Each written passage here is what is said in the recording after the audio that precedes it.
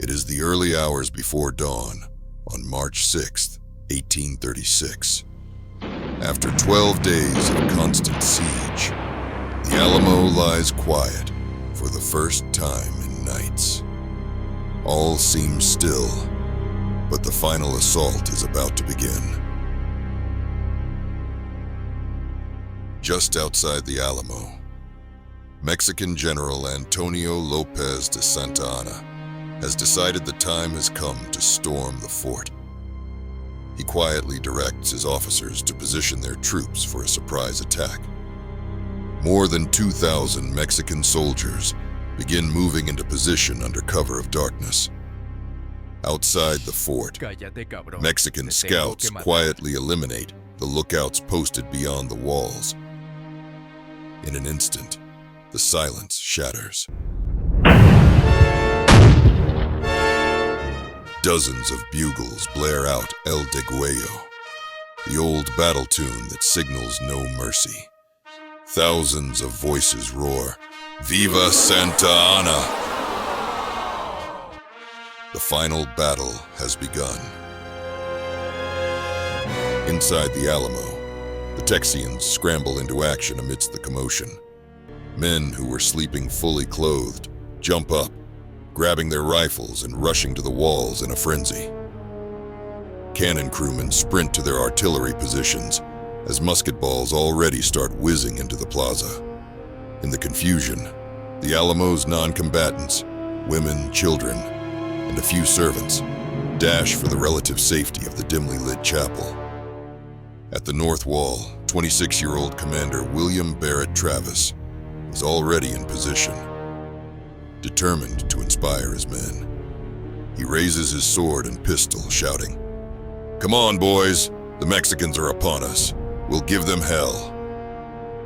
The first assault wave crashes against the Alamo's defenses. Mexican infantry rush across open ground with scaling ladders and grapple hooks. Up on the walls, Texian riflemen and artillery crews unleash a furious volley into the packed ranks below. Travis is among the first to fall. As he fires his shotgun into the mass of soldiers below, a rifle ball slams into him. The young commander collapses on the rampart, mortally wounded. But the defenders continue the fight, now without their leader. The initial Mexican attack recoils under the punishing defense. Piles of casualties and broken ladders lie at the foot of the north wall. The few attackers still alive in the first wave fall back in disorder, carrying the wounded and reeling from the unexpected ferocity of the Texian resistance. For a brief moment, the defenders have bought themselves a lull. Santa Anna's troops regroup for a second assault. Cerdos inútiles, formen fila allá, apúrense! Officers shout, and bugles scream out the next charge, reminding the soldiers that no surrender will be accepted today. The second assault crashes into the Alamo with even greater fury. Mexican infantrymen press the attack from all sides, managing to reach the top of the walls in places. Brutal hand-to-hand fighting erupts on the parapets as the Texians fight desperately to throw back each incursion. Against all odds, this second wave is also repulsed. Refusing to accept defeat, Santa Anna sends in his reserves. Hundreds of Mexican soldiers converge in a furious wave against the Alamo's north wall. At last, the Mexican army finds a weak point. Discovering gaps and footholds in the damaged north wall, Mexican soldiers begin to climb up and over. Mexican troops pour into the compound through the breached north wall and newly opened gates. Swarming over the ramparts, they drop into the courtyard by the hundreds. The Alamo's interior erupts in chaos. Texian defenders fire and fall back, desperately trying to make a stand amid the confusion. But the enemy now has a foothold inside the fort. On the south side of the compound, another group of Mexican soldiers scales the palisade and overwhelms the defenders there. Within minutes, the Mexicans seized the fort's 18-pounder cannon emplacement. Simultaneously, the eastern side of the compound gives way. Mexican troops force themselves through the cattle pen and over the east wall, exploiting yet another entry into the fort. And the Alamo's outer defenses are entirely in Mexican control. A few desperate Texians attempt to escape the slaughter by leaping from the walls and fleeing. But Mexican cavalry encircles the Alamo, and mounted lancers quickly overtake the running men. Famed frontiersman David Crockett and a handful of his riflemen are the last defenders still in the open. Surrounded by charging bayonets, Crockett and his men are gradually cut down after a fierce struggle.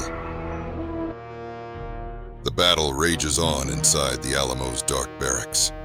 Mexican troops methodically blast open barred doors with captured cannon or musket volleys.